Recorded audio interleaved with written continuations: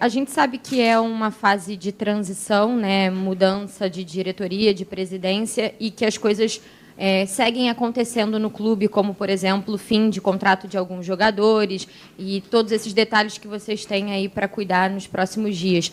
E um desses jogadores foi o Davi Luiz. Ele se despediu do Flamengo, né? E ele, no mesmo dia lá em que você esteve no Maracanã, deu uma declaração muito marcante, dizendo que ficou sabendo que ele não estava nos planos pelo Instagram e que ele não recebeu nenhuma ligação. Eu não sei se vocês chegaram já a tratar disso, porque era o momento em que você estava sendo contratado, mas como vocês estão olhando, né, para esses casos de jogadores que estão em fim de contrato, especificamente falando dessa despedida aí do Davi? Obrigada. O David é alguém por onde passou, e passou por Benfica, na altura que eu lá estava, que sempre colheu o agrado da torcida, das pessoas que trabalhavam com ele, um respeito enorme pela carreira dele, mas o que se passou foi algo profissional. Eu, quando quero contratar um jogador, não falo direto com o jogador, até porque os agentes normalmente ficam, como é que vocês dizem, ficam putos quando nós fazemos isso. E o que se passou com o David foi, até porque eu tenho relação, conheço as pessoas que lidam com o David há muitos anos, desde o tempo do Benfica. As pessoas, ainda eu estava na Croácia, pediram-me, assim que eu tivesse uma definição sobre aquilo que ia acontecer ao David, que lhes comunicasse. Assim que eu reuni com o Filipe Luís, foi comunicado pela manhã muito cedo aqui no Brasil, às pessoas competentes, e foi isso que se passou. Desejo a maior sorte do mundo ao David. É um excelente atleta e sei que é um excelente ser humano. Inclusive recebi aqui uma mensagem do agente dele desejando sorte por parte do David, e é um assunto encerrado. Desejo a maior sorte do mundo ao David e que seja muito feliz, como sempre foi em todos os sítios onde passou. Vocês pensam em até quantos reforços para essa próxima temporada? E eu gostaria de saber se uma das prioridades é um substituto para o Gabigol. Obrigada. A partir do dia 18 de dezembro, em que o BAP anunciou o que eu seria o diretor de futebol do Flamengo, converso todos os dias com o Filipe. Tivemos a oportunidade, porque estávamos perto, ele na Corunha, eu no norte de Portugal, de nos encontrarmos pessoalmente, porque é sempre melhor. Temos bem claro a primeira coisa, e que fique isto bem ciente, é que o elenco tem uma qualidade enorme. Sabemos que temos que fazer alguns ajustes, e esses ajustes vão ser feitos com tempo, no tempo que nós queremos, e não para agradar à torcida, a vocês, imprensa, que gostam dessas coisas, mas aquilo que nós achamos que deve ser o ideal para o Flamengo que queremos. Porque nós queremos a torcida contente em dezembro, feliz em dezembro e não em janeiro. Boto. Aqui, Thiago Lima do GE, seja bem-vindo. Queria te perguntar a respeito de um atacante que o Flamengo está de olho, que é o Lassina Traoré, do Shakhtar.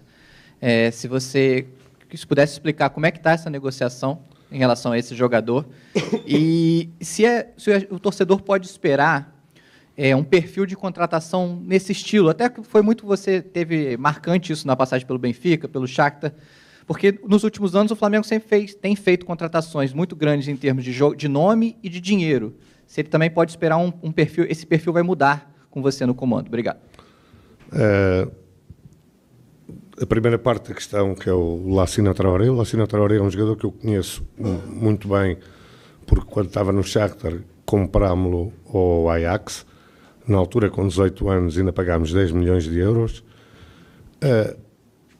é um jogador que nós pensamos, mas que está em análise, como muitos outros estão, porque a posição de atacante, e voltando à questão dela há pouco, que eu não respondi diretamente, é realmente a mais prioritária, mas nós não queremos falhar. E como não queremos falhar, queremos exatamente encontrar o perfil que interessa ao nosso treinador e ao Flamengo, como é óbvio. Esse perfil pode ser um nome mais sonante, mas pode ser também um nome menos sonante, porque normalmente os nomes sonantes é para agradar a torcida. Nós queremos alguém que tenha rendimento, que é isso que nós vamos procurar, estamos a procurar. Vocês têm dado uma ajuda grande como scouts, a lançar uma série de nomes para nós irmos analisando e estamos nesse processo de análise. Próxima pergunta. Boa tarde, João Pedro Fragoso, Jornal Globo, seja bem-vindo.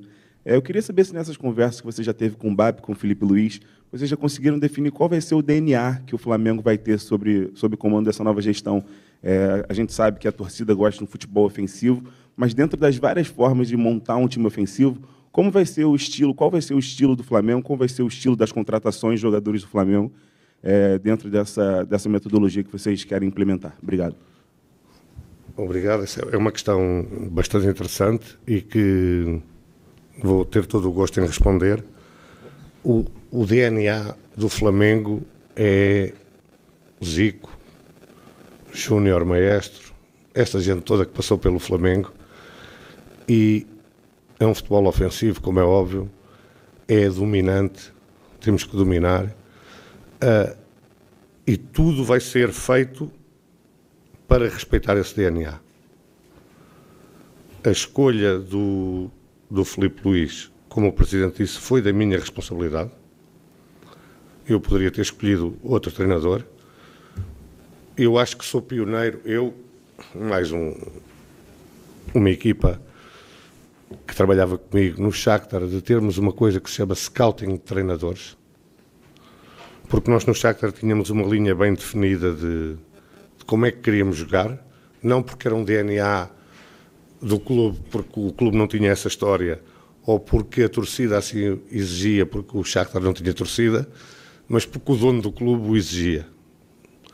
E nós contratávamos sempre os treinadores que respeitavam esse DNA. E criámos um scouting de treinadores, que tínhamos sempre uma lista de treinadores que tinham esse DNA para poderem entrar no clube. O Felipe foi uma escolha minha e, se falhar, a culpa é minha. Porque isto é algo que... Isto é profissionalização. Alguém tem que ser responsável quando o treinador falha. Não é só o treinador, não é? Porque isto é fácil, muda-se de treinador 11 vezes e ninguém tem culpa disto. Diga-me uma empresa que mude 11 vezes de chefe de produção. O que é que acontece, não é? Portanto, fica aqui já ciente que, se o Felipe falhar, o principal culpado sou eu. Mas agora toda a gente neste clube vai ter de trabalhar como nós queremos. Porque quem não trabalhar como nós queremos, sai. Depois, se as coisas correrem mal, o responsável, eu.